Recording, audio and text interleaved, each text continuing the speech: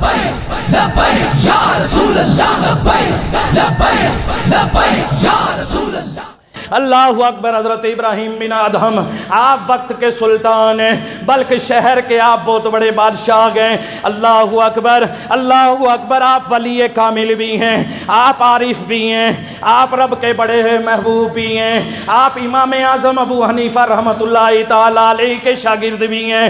آپ کے بارے میں حضرت خواجہ جنید بغدادی فرماتے گئے، اوے حضرت ابراہیم بن ادہم اللہ کے اتنے بڑے محبوب ہیں کہ رب تعالیٰ ان سے حد سے زیادہ پیار کرتا ہے۔ اب جلدی سے سننا، حضرت ابراہیم بن ادہم آپ خود فرماتے گئے، آپ خود فرماتے ہیں تذکرۃ الاولیاء کے اندر یہ بات موجود ہے۔ آپ فرماتے ہیں کہ ایک دن میرا گزر ہوا، میں چلتے چلتے بیت المقدس میں پہنچ گیا، بیت المقدس میں پہنچ گیا، میں رات کے وقت میں اندر چلا گیا، وہیں عبادت کرنے لگ گیا۔ اور رات کا وقت ہوتا تھا جب وہاں کی انتظامیہ کمیٹی بیت المقدس کو تالا لگانے آتی، میں فوراً اس وقت دریوں کے اندر چھپ جاتا تھا۔ جب وہ تالا لگا کے چلے جاتے، میں رات بھر عبادت میں گزار دیتا۔ مختصر سنیے دو جملوں میں، اللہ اکبر سبحان اللہ۔ آپ فرماتے ہیں کہ رات بھر عبادت کرتا رہتا، بندگی میں مصروف رہتا، یوں ہی کرتے کرتے 40 دن گزر گئے۔ جب 40واں دن آیا، میں رات کو جو ہی ادھر دروازہ بند ہوا، میں نے ایک دری کو اوڑھ لیا، میں اس چٹائی کے اندر چھپ گیا، وہیں اللہ اللہ عبادت کرنے میں لگ گیا، عبادت و بندگی کرتا رہا۔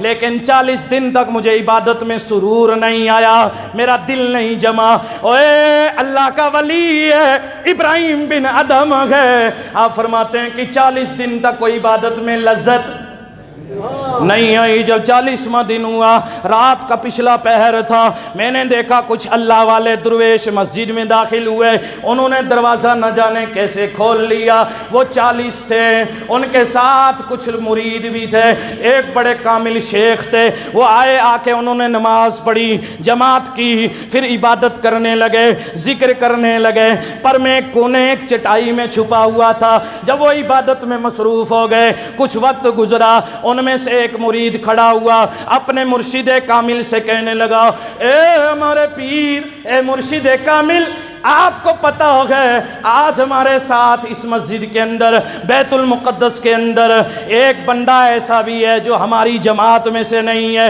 لیکن وہ بھی یہیں عبادت کر رہا ہے، کیا آپ کو پتہ ہے؟ اوے مرشد کی نگاہ کا عالم دیکھو، ادھر سے مرشد نے فرمایا، ہاں ہاں وہ آج نہیں بلکہ 40 دن سے یہیں موجود ہے، اس کو 40 دن ہو گئے گئے، اس کا نام ابراہیم بن ادہم ہے۔ آپ فرماتے ہیں میں چھپا ہوا ہوں، باتیں سن رہا ہوں۔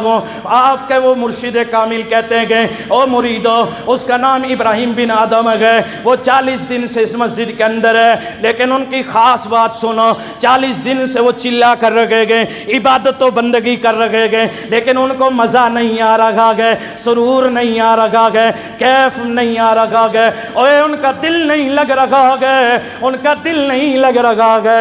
اتنا کہنا تھا، آپ فرماتے ہیں کہ میں ایک دم اس چٹائی سے باہر نکلا، میں نے ہاتھ جوڑے جا کے اس مرشد کے پاس، اس اللہ کے فقیر کے پاس، میں نے کہا آپ کو میرا نام کس نے بتایا؟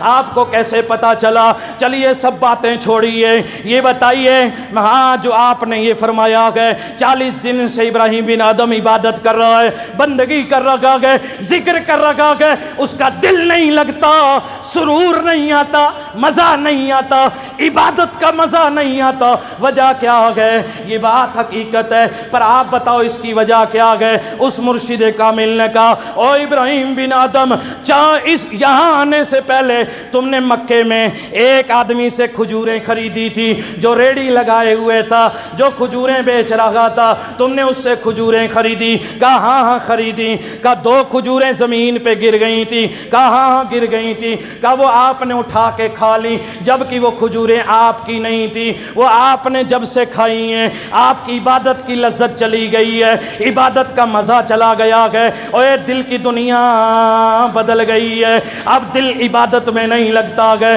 اب دل عبادت میں نہیں لگتا ہے، عبادت کا مزہ اور سرور نہیں آتا ہے، اسی دل سے یہ کیفیت چھائی ہوئی ہے۔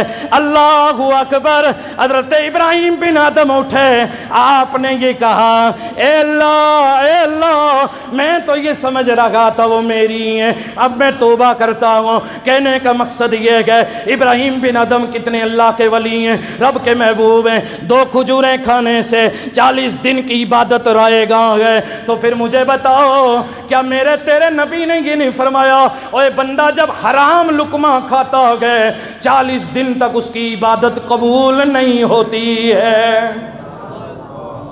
40 دن تک ایک لقمہ حرام کھانے سے 40 دن تک عبادت قبول، دعا قبول نہیں ہوتی ہے، دعا قبول نہیں ہوتی ہے۔ کپڑے میں اگر حرام شامل ہو جائے اس کی عبادت قبول نہیں ہوتی ہے۔ بس میرے کہنے کا مقصد یہ ہے آج ہمارے پیشے ہیں، آج ہمارے سلسلے ہیں روزگار کے، مجھے کسی سے کچھ نہیں لینا ہے، بس آپ کو یہ بتانا ہے اپنی روزی حلال کر کے کھاؤ، یہ روزی تمہیں دیندار بنا دے گی۔ اگر مال حلال جمع کرو گے حلال مال تمہیں اللہ کا ولی بنا دے گی، حلال مال تمہیں رب کا محبوب بنا دے گی، حلال مال تمہیں دنیا اور آخرت میں کامیاب بنا دے گی دولت۔ اگر تم نے حرام کمایا تو یہ سب جو کچھ بھی ہم کر رہے ہیں یہ عبادتیں بھی ضائع اور رائے گاں ہو جائیں گی۔ بے قدیر مجھے اور آپ کو ان تمام باتوں پر عمل کی توفیق عطا فرمائے۔